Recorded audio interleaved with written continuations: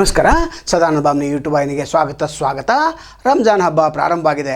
ಇಲ್ಲಿ ಪ್ರಾರ್ಥನೆ, ಉಪವಾಸ ಮತ್ತು ದಾನಕ್ಕೆ ಹೆಚ್ಚು ಮಹತ್ವ ಇದೆ. ನಂತರ 5 ಸಲ ನೀವು ನಮಾಜನ್ನು ಮಾಡಲೇಬೇಕು. ವಿಶ್ವಾದ್ಯಂತ ಏನು ಮುಸ್ಲಿಂ ಕಂಟ್ರೀಸ್ ಇದೆ ಅಲ್ಲಿ ಕಂಪಲ್ಸರಿ ಇದನ್ನು ಆಚರಣೆ ಮಾಡ್ತಾರೆ. ವಿಶ್ವದಲ್ಲಿ ಶಾಂತಿನ ನೆಲೆಸಲಿ, ಎಲ್ಲ ಜೀವಿಗಳು ಸುಖ ಸಮೃದ್ಧಿಯಿಂದ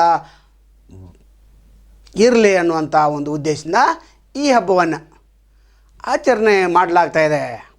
ಇನ್ನು ಪುರುಷರು ಸಂಘಟಿತರಾಗಿ ಮಸೀದಿಗಳಲ್ಲಿ ನಮಾಜ್ ಮಾಡಿದರೆ, ಸ್ತ್ರೀಯರು ಚಿಕ್ಕ ಮಕ್ಕಳು ಮನೆಯಲ್ಲೇ ನಮಾಜ್ ಮಾಡ್ತಾರೆ. ಜಗತ್ತಿನ ಎಲ್ಲ ಕಡೆಯ ಮುಸ್ಲಿಮರು ಕಾಬಾ ಮುಖ ಮಾಡಿ ನಮಾಜ್ ಮಾಡುತ್ತಾರೆ.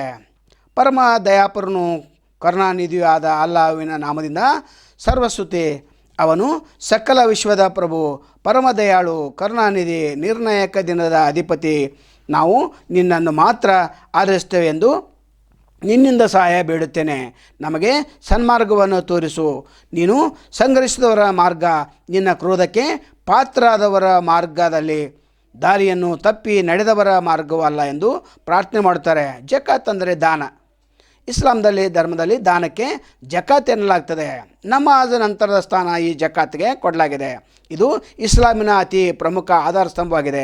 ಪ್ರತಿಯೊಬ್ಬ ಮುಸ್ಲಿಮನು ತನ್ನ ಸ್ವತ್ತು ಸಂಪತ್ತುಗಳ 2.5% ಪ್ರತಿ ವರ್ಷ ಬಡಬಗ್ಗರಿಗೆ, ದೀನದಲಿತರಿಗೆ, ಸಾಲದಲ್ಲಿ ಮುಳುಗಿದವರಿಗೆ ಅಥವಾ ಧರ್ಮ ಕಾರ್ಯಗಳಿಗೆ ಕಡ್ಡಾಯವಾಗಿ ನೀಡಲೇಬೇಕು. ಉತ್ತಮ ಸ್ಥಿತಿಯಲ್ಲಿರುವ ಶ್ರೀಮಂತರು ನಗದು, ವ್ಯಾಪಾರ, ಸರಕು, ಬೆಳ್ಳಿ, ಬಂಗಾರ ಇತ್ಯಾದಿಗಳ 40% ನೀರಾವರಿಯ ಕೃಷಿಕರಾದರೆ ಉತ್ಪನ್ನಗಳ 20% ದಾನ ನೀಡಬೇಕು ಎಂಬ ನಿಯಮವಿದೆ. ಇವುಗಳೆಲ್ಲ ರಂಜಾನ್ ಸಮಯದಲ್ಲಿ ಆಗಬೇಕು. ಈ ದಾನ ರಹಸ್ಯವಾಗಿರಬೇಕು. ಬಡಗೈಯಿಂದ ಕೊಟ್ಟದ್ದು ಎಡಗೈಗೆ ತಿಳಿಬಾರದು ಎಂಬ ಮಾತು ಇದೆ. ದಾನ ಮಾಡುವಾಗ ಹೆಮ್ಮೆಯ ಬದಲು ವಿನೀತಿ ಭಾವವಿರಬೇಕು. ಇದು ಇಲ್ಲದೆ ಹೋದರೆ ಅದು ಅಹಂಗೆ ಕಾರಣವಾಗ್ತದೆ. ಮದ್ಯಪಾನ ಮಾಡುವವರಿಗೆ, ಗಾಂಜಾ ಸೇದುವವರಿಗೆ, ಕಳ್ಳರಿಗೆ, ಜೂಜುಕೋರಿಗೆ ಎಂದಿಗೂ ದಾನ ಮಾಡಬಾರ್ದು. ಮನುಷ್ಯನು ತನ್ನ ಮಕ್ಕಳಿಗೆ ಹೊಟ್ಟೆಗೆ ಇಲ್ಲದಿರುವಾಗ ದಾನ ಮಾಡಬಾರ್ದು. ಮನುಷ್ಯನು ತನ್ನ ಮಕ್ಕಳಿಗೆ ಹೊಟ್ಟೆಗೆ ಹಾಕದೆ ದಾನ ನೀಡಬೇಕು ಎಂಬ ನಿಯಮ ಇಲ್ಲ.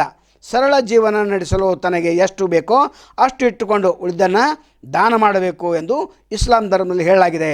ರಂಜಾನ್ ದಿನ ಸಮಯದಲ್ಲಿ ಚಿನ್ನ, ಬೆಳ್ಳಿ ವಸ್ತುಗಳು, ಧಾನ್ಯ, ಹಣವನ್ನು ದಾನ ಮಾಡಬಹುದು. ದಾನಕ್ಕಾಗಿ ಬಡವರು ನಮ್ಮ ಮನೆಗೆ ಬರುವುದು ಇಸ್ಲಾಂ ಧರ್ಮದಲ್ಲಿ ಇಲ್ಲ. ದಾನಿಗಳ ಖುದ್ದಾಗಿ ಹೋಗಿ ಬಡವರಿಗೆ ದಾನ ಮಾಡಬೇಕೆಂಬ ನಿಯಮ ಇದೆ.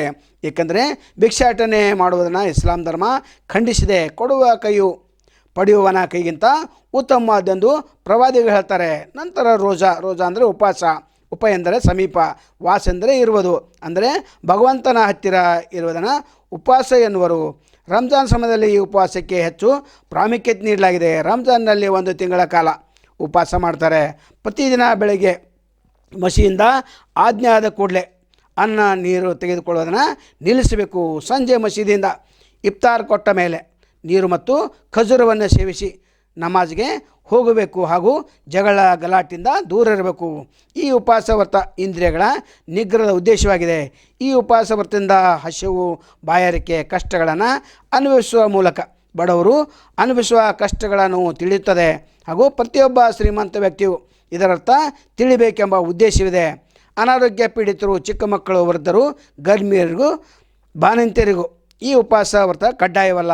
ಆರೋಗ್ಯದ ದೃಷ್ಟಿಯಿಂದಲೂ ಈ ಉಪವಾಸ ಮನುಷ್ಯನ ದೇಹಕ್ಕೆ ಮೇಲೆ ಒಳ್ಳೆಯ ಪರಿಣಾಮ ಬೀರ್ತದೆ. ಹೀಗೆ 1 ತಿಂಗಳ ರಂಜಾನ್ ಹಬ್ಬವನ್ನು ಸಂಭ್ರಮ ಸಡಗರದಿಂದ ನಾಡಿನಾದ್ಯಂತ ಆಚರಣೆ ಆಗ್ತದೆ. ನಮ್ಮ ವತಿಯಿಂದ ರಂಜಾನ್ ಹಬ್ಬಕ್ಕೆ ಹಾರ್ದಿಕ ಶುಭಾಶಯಗಳು. ನಾಳೆ ಮತ್ತೊಂದು ತಮ್ಮನ್ನು ಭೇಟಿ ಆಗ್ತೇವೆ. ಅಲ್ಲಿವರೆಗೆ ಎಲ್ಲಿ ಶುಭಾಗಲಿ. ನಮಸ್ಕಾರ.